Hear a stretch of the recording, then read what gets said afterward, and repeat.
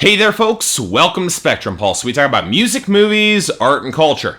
And today we're going to be talking about the debut album from Jhené Aiko, titled Sold Out. So okay, in case you haven't noticed, and if you haven't been living under a rock, the biggest new wave in pop music seems to have finally materialized in the mainstream, and it's R&B and soul. Now, okay, this sort of thing tends to come in cycles, usually in the opposite end of when pop music goes for shiny electro dance pop, but when you think about it, R&B hasn't exactly been dominant in the mainstream music for quite some time. I mean, not really since the early and mid-2000s. I mean, of course, there's always been Beyonce, but she's a force in and of herself, pretty much separate from trends in mainstream music, almost like Pitbull that way. But this sort of evolution to the mainstream charts, it's broader, and like most musical waves, it was driven by the indie scene. More specifically, the glitchy, offbeat, minimalist indie R&B that would come to win tides of critical acclaim at the beginning of the decade, mostly thanks to Frank Ocean. And now that it's finally reached the mainstream, we're getting all sorts of new R&B acts cropping up influenced by that indie scene. Now, Jhené Aiko isn't quite one of those new acts.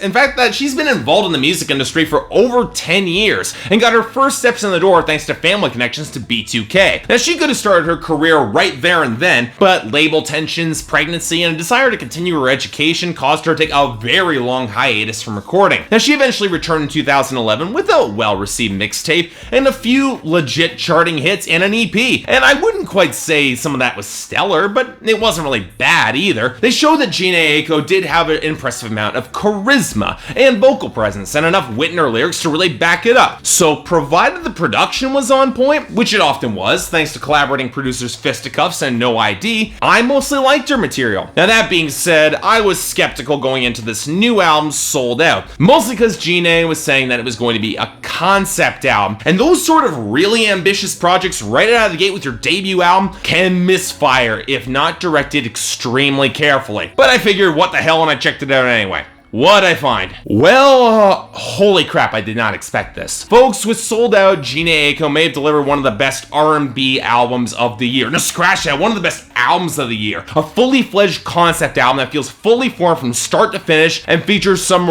real standout work. In a year where so much R&B sounded drained of life and washed out, Jhené brought a sound that doesn't just have life, but unique personality and vigor to make a surprisingly quick and yet real impacting listen. Is it perfect? No, I wouldn't quite place it there, but I think this album is definitely great. It might just line up as one of my absolute favorites of this year. Yeah, it deserves that level of high praise. So okay, let's start with Jhené Aiko herself. And I know what a bunch of you are immediately starting to say. Mark, you came down on Banks pretty damn hard for sounding detached from her material, and the fact that her R&B vocals are not top of her class. And yet you're supporting Jhené Aiko? Well, yeah, mostly because she's bringing an entirely different stage persona to the table. A much more experienced, love-scarred woman who has lived enough of life to get a grip and yet have some self-awareness to boot. The detachment becomes necessary with that sort of persona because it's a survival mechanism, and that harder, quiet confidence thus enables the vulnerable moments to shine all the brighter in contrast. It really helps that Jhené Aiko has the charisma and subtle personality to back it up, and she is subtle enough to underplay many moments in order to draw the listeners in further. That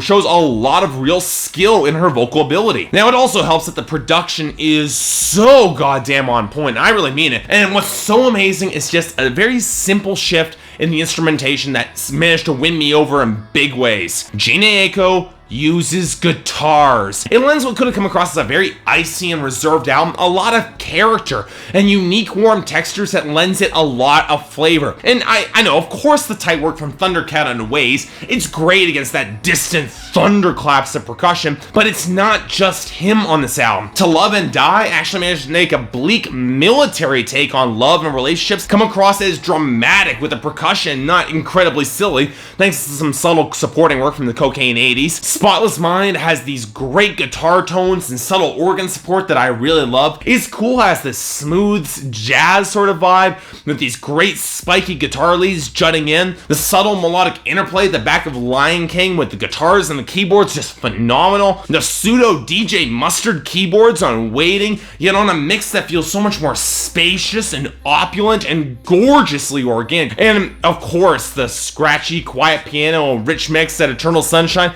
That was just phenomenal. I dug the hell out of that track. That being said, my favorite instrumental on this album is easily Brave. The Spanish guitars, the echoing horns, the strings, how every sound seems to shimmer away into the mix, and that swell after the chorus, it's potent as hell. No Idea is at its absolute best with production on this album. Jhené Aiko is perfectly placed in the mix, and Brave might just be one of the most gorgeous songs that he's ever produced. A noir-inspired epic that recalls the image of The Godfather and feels that it's actually earned that level of drama. That's high praise indeed. So what about those lyrics and themes? The area where Jhené Aiko's big ambitious concept comes under tighter scrutiny. Well, surprise, surprise, it holds up. Shockingly well, actually, considering she's not exactly playing in all that unique territory. The arc she's telling, a woman getting over a traumatic breakup from its instance all the way to attaining closure at the end of the album, that's not an arc we haven't heard a dozen or more times in contemporary R&B. But the high notes are hidden in the details. For one, while there are a few small slip-ups in Jhené Aiko's technical songwriting, a few flubbed rhymes, a few lyrics that feel a little oddly structured, her songwriting from a craftsman point of view is incredibly solid and fits her delivery damn near perfectly. And the narrative that she crafts together flows pretty damn well too.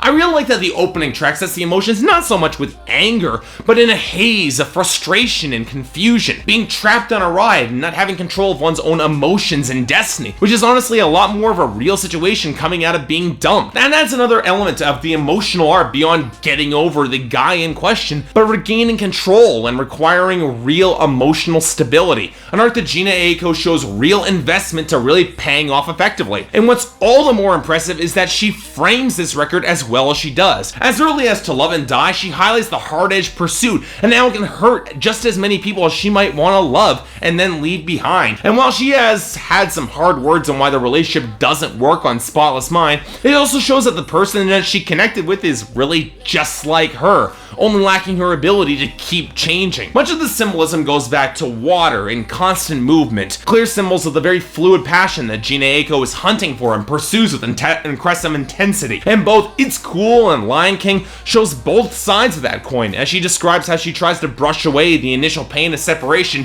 before really bringing out her anger. And yet it's not really even anger, it's more disgust at this guy, more comments on how his parenting led to him being like he is. And from there we get her process to try and find someone new, from the misconnection on Waiting to the dismissal and the pressure and the old longings on The Pressure, and the challenge of the new connection on Brave, which feels like it has earned its weight behind it because Jhené Aiko has put her vulnerability and true nature on display across the entire album, and the song thus earns its drama when she tells the guy, well, you're really brave for sticking out with someone like me. And then this album does something very mature that I really did appreciate. It draws up a lot of the metaphors surrounding memory from the excellent film Eternal Sunlight of the Spotless Mind, a film referenced really all throughout this album. She chooses to put that particular relationship behind her and only hold on to those memories that help her feel better going forward, albeit unlike the film where she's going with someone new this time. Now, that's not saying that there's not a place for those memories. The second to last track,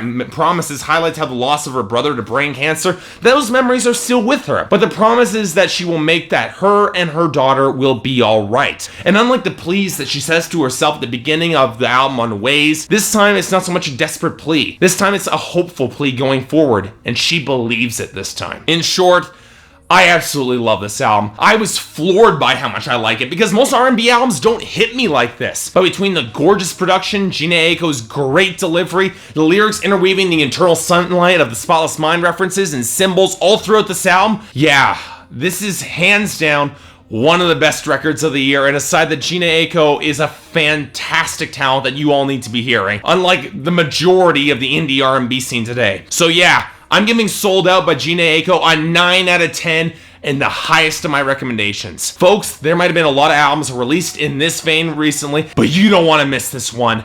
Check this album out. I promise you won't regret it. So yeah, thanks a lot for watching. If you'd like to like and subscribe, I'd be more than grateful. If there's any other albums coming out that you want me to take a look at, I'd be more than happy to give them a listen. Or if there's anything else I might be able to do to improve my presentation, I'm all ears. Until then, I'm Mark, you're watching Spectrum Pulse, and I'll see you next time.